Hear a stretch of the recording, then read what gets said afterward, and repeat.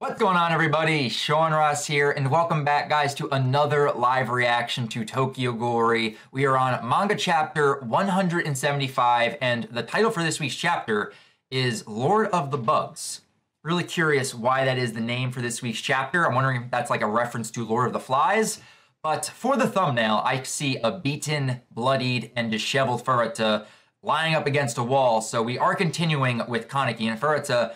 And I am kind of hoping that I get some of my questions answered this chapter, because last chapter we kind of saw Furuta, I think, lose the fight. He kind of got cut in half during that last page cliffhanger before we had that dream sequence of him with Rize basically having a family. So did Furuta lose last chapter? Is he just severely injured? And where do we go from here if the main big bad of the series was taken out last chapter?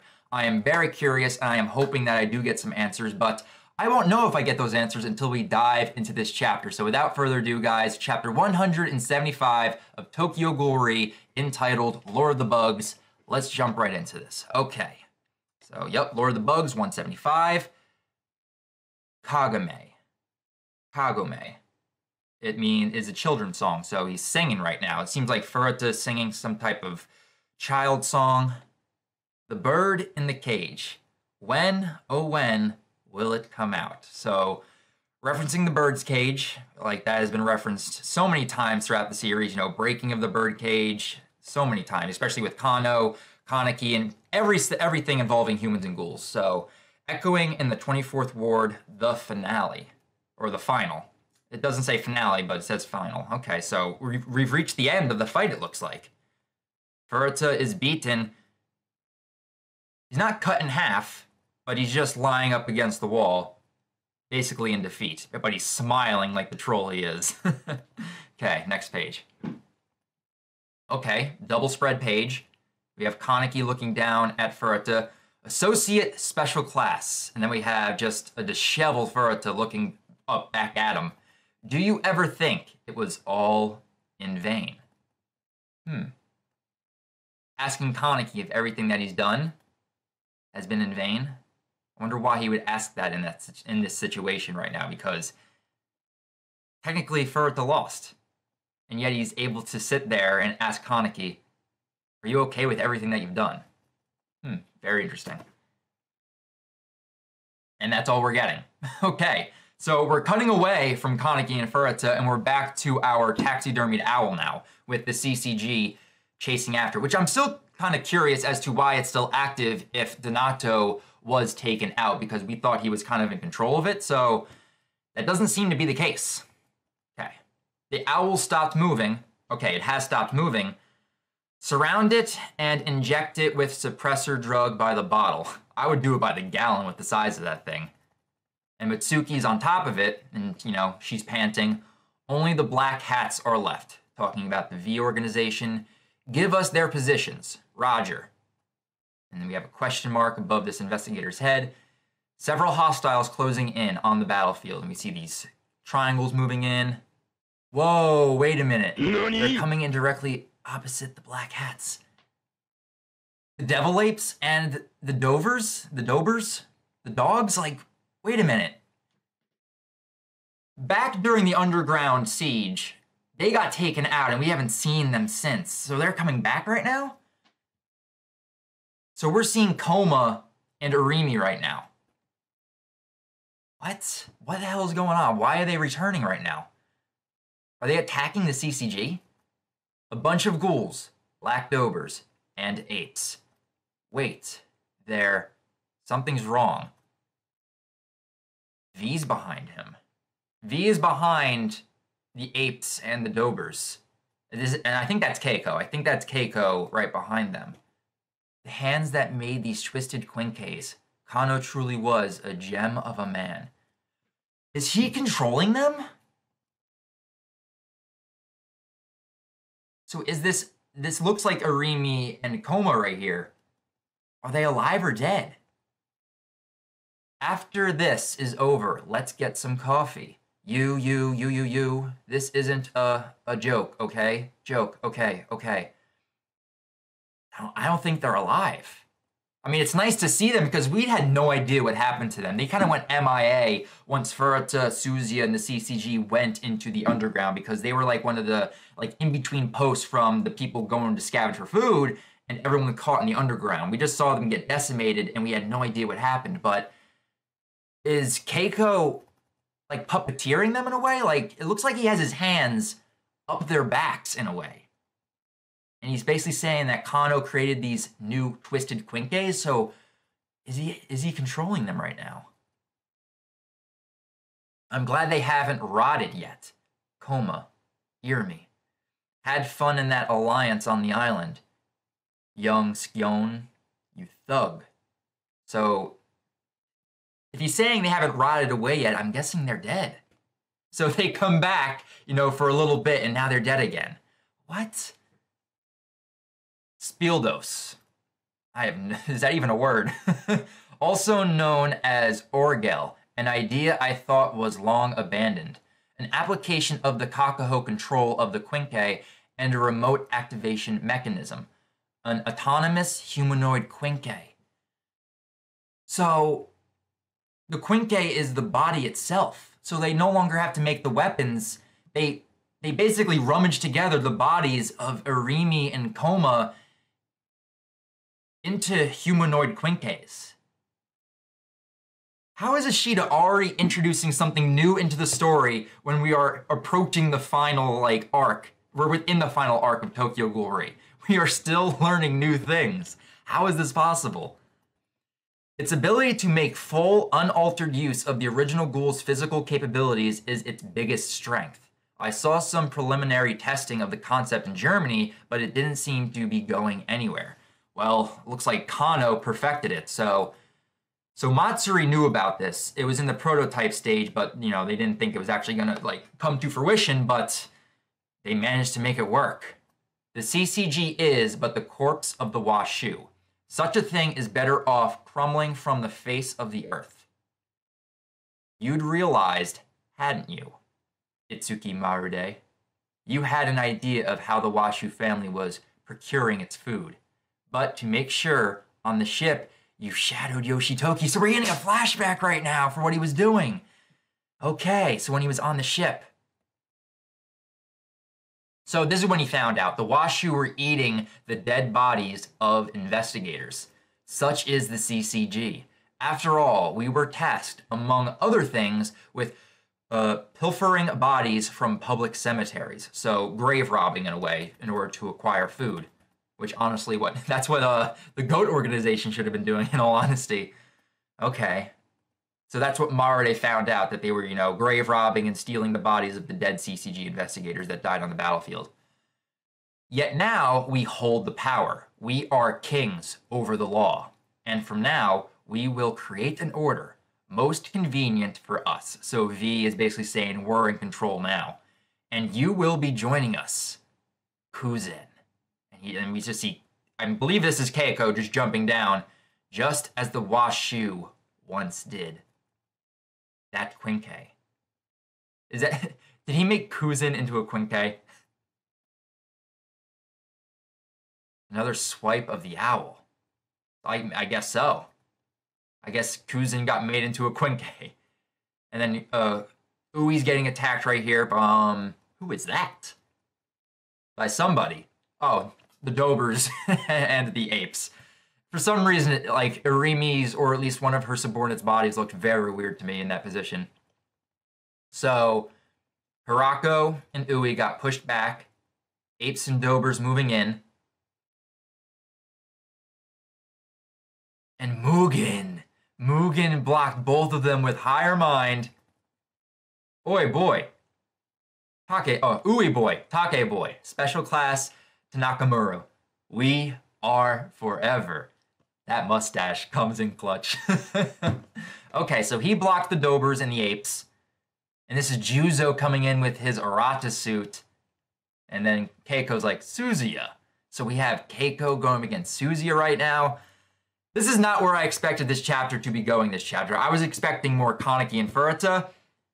And we just got 2 pages worth of that. We got nothing compared to what we're getting right now with this. So this is interesting. This is interesting.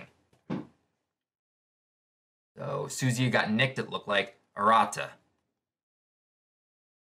Won't last much more. So basically the Arata suit's running on steam right now. Keiko's going into attack. One of Suzuya's subordinates blocks. Did he just get nicked? So Hejin looked like he or she got slashed. Bara, Tamaki, Miyukyu. So now we have Suzuya squad rolling in, S3 squad. Impotent. And he's just basically making Suzuya squad look like nothing. Impotent. I've lost too much blood, huh? Stand back, the four of you. And Mitsuki just went in to block the attack of Keiko.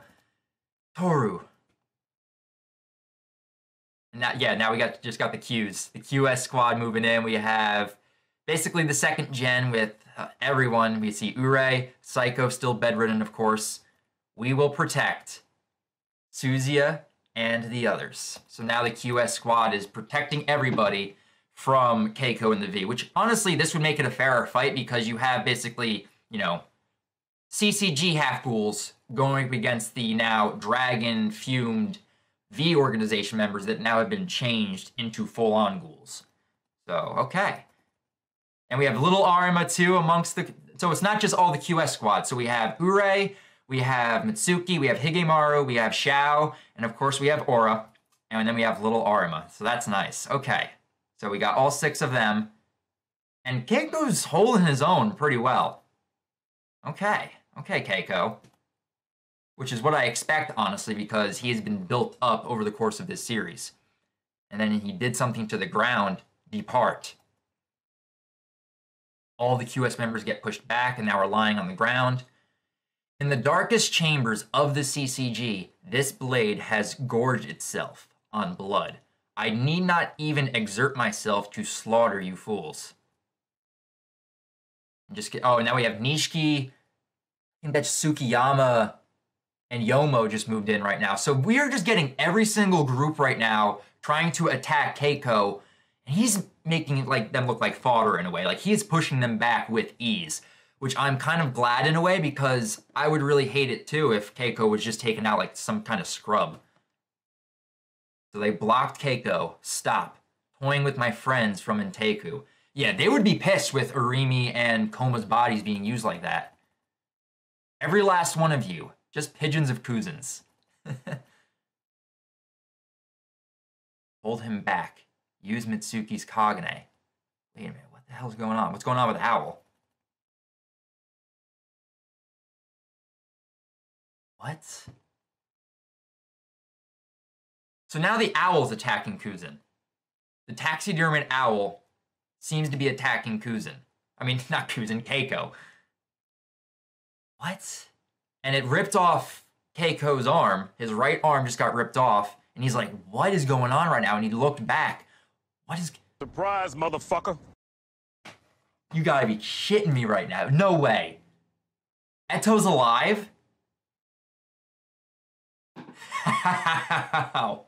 So, not only do we get Irimi and Koma coming back this chapter, still don't know if they are in fact alive or dead, but Eto's alive. And she's flipping him off, which just makes this so much better. She is flipping off Keiko. How is she still alive? I thought she was decapitated. How is that? And he even says, it's Yoshimura. It's Eto. What? So many people are going to be happy right now. The Eto fans are going to rejoice this chapter.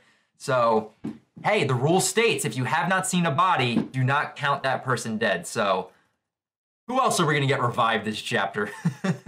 Create an order, you say. There is no way unchanged relics like you would ever be able to establish an order.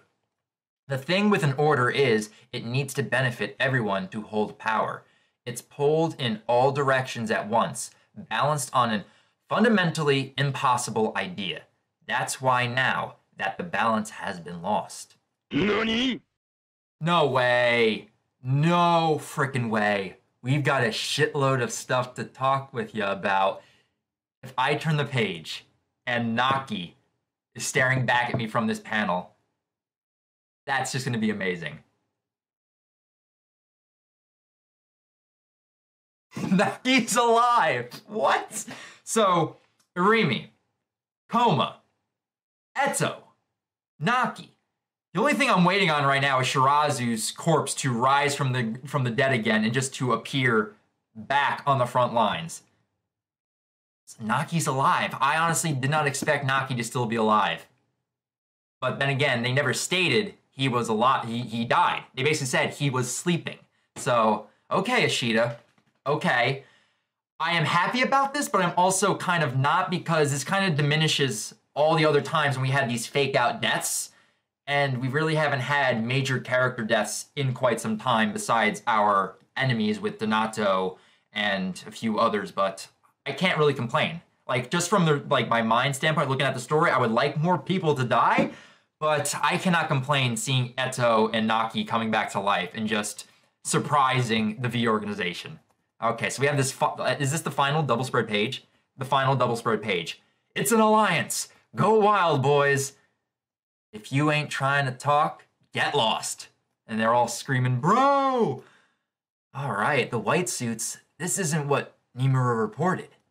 Let's go, brothers, yeah. And look at Tsukiyama smiling. Mon cher, you're just getting over your illness. Don't push yourself. Okay. And that's the end of the chapter. Tokyo changes. End of chapter 175. Next issue. Cover and center color and a big announcement. I did hear about this. Supposedly next chapter 176 is going to be the climax. It doesn't mean we're reaching the end, because if you follow Tokyo Ghoul Hub or TG Hub on Twitter, definitely follow them. Shout out to them because they do awesome stuff. They were basically letting us know that it's not going to be the ending of the series. It's just that we're going to be reaching the climax of this arc, which has been teased as the final arc within Tokyo Ghoul Re. But wow, we had a lot of faces return this chapter. Some I never honestly thought would honestly return.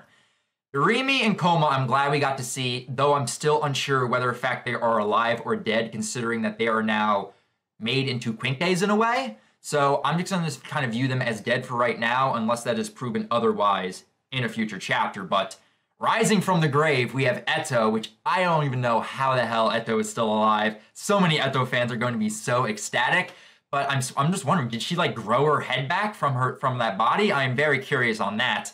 And then we also have Naki, who, it was never confirmed that he died, just that he was taking a nap, as Misa said. So, okay.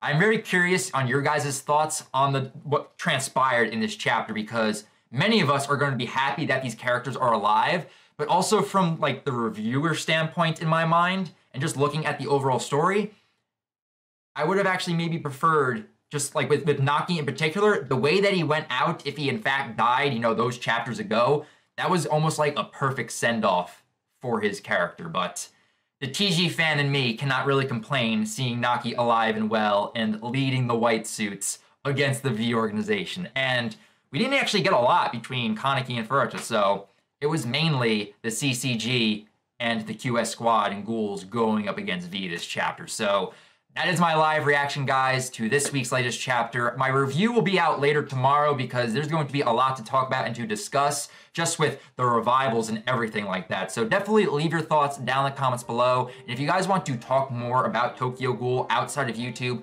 feel free to follow me on Twitter, guys. A link to my Twitter account can be found in the description down below. But that's going to do it for me here, guys. So until next week, when we have chapter 176 with the color page, the cover, and the big announcement for Tokyo Ghoul Re, I'll talk to you guys next time.